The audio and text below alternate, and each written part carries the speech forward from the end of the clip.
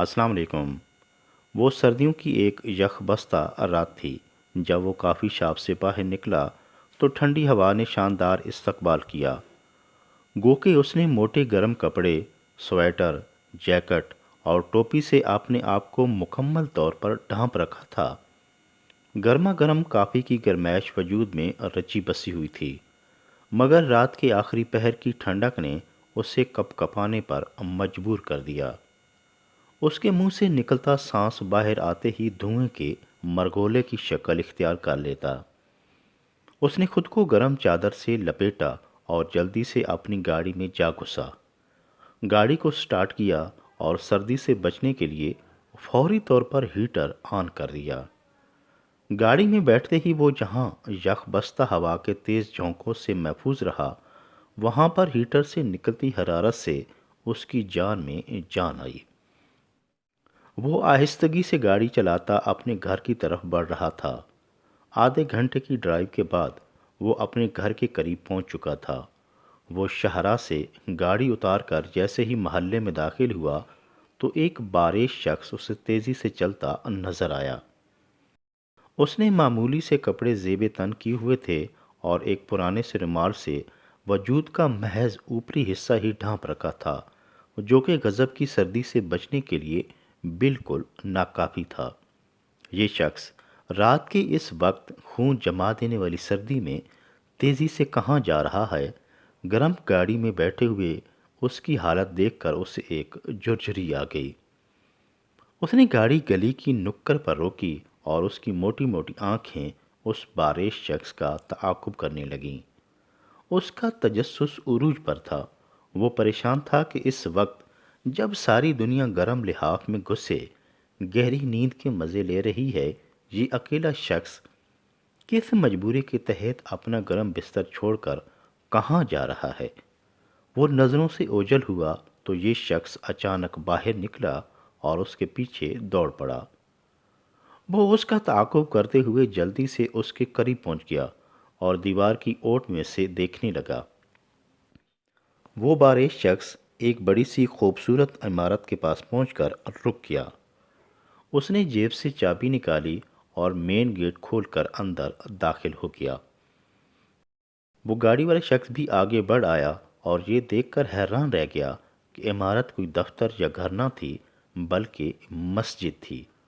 اس نے اندر جھانک کر دیکھا تو وہ شخص ٹھنڈے پانی سے وضو کر کے رومال سے منہ خشک کر رہا تھا۔ ہر طرف مکمل سکوت چھایا ہوا تھا کہ اسی اثناء میں اللہ اکبر کی صدا بلند ہونے لگی۔ اس وقت اس سے انکشاف ہوا کہ وہ شخص کوئی اور نہیں بلکہ مسجد کا مؤذن تھا، جو لوگوں کو فلاح یعنی کامیابی کی طرف بلا رہا تھا۔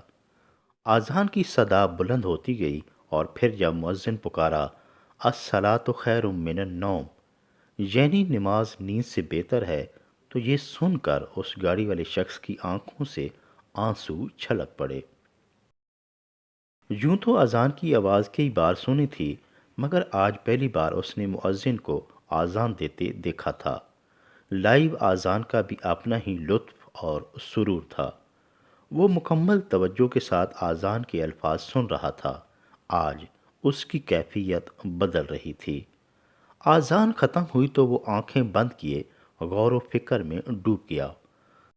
سرد موسم میں اسے پسینہ آنے لگا اور یہ سوچ کر وہ رونے لگا کہ ہم دن رات کامیاب ہونے کے لیے بھاگتے رہتے ہیں، مگر کتنے افسوس کی بات ہے کہ جب رب العالمین ہمیں کامیابی کی طرف بلاتا ہے تو ہم سستی میں ڈوبے گرم بستر چھوڑ کر اس طرف نہیں جاتے۔ دن کے وقت کاروبار کی مصروفیت آڑے آ جاتی ہے اور رات کو گہری نیند۔ یہ سوچ کر وہ بچوں کی طرح بلکنے لگا۔ پھر اس نے حسرت بھری نگاہ سے مؤذن کی طرف دیکھا، جو پانچوں وقت گرمی ہوتی یا سردی اپنی ذمہ داری بخوبی نبھاتا ہے۔ یہ شخص کتنی ظرف کا مالک ہے، جبکہ معاشرے میں اس عظیم شخصیت کو کم تر سمجھا جاتا ہے۔ اس کی محنت کی قدر نہیں کی جاتی اور اسے 10-15 ہزار ماہانہ دے کر بڑا احسان جتایا جاتا ہے۔ کاش ہم اس عظیم ہستی کی قدر کریں۔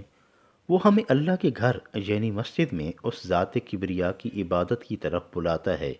وہ مسجد کی دیکھ بھال کرتا ہے۔ وہ ہمیں دن میں 5 وقت اللہ تعالیٰ کا شکر یعنی نماز کی ادائیگی کی یاد دہانی کرواتا ہے۔ وہ ہمارا خیر خواہ ہے، ہمارا ہمدرد ہے، ہمیں غفلت سے جگانے والا ہے، اور جو شخص اتنی اعلیٰ خصوصیات کا حامل ہو اس کے ساتھ اچھا برتاؤ کیا جانا چاہیے، اس کی ضروریات کا خیال رکھنا چاہیے، اس کی قدر کی جانی چاہیے، اور اس سے احترام و محبت سے پیش آنا چاہیے، کیونکہ وہ کوئی عام اور سادہ لباس میں کوئی معمولی شخص نہیں بلکہ اللہ رب العالمین کا نمائندہ ہے۔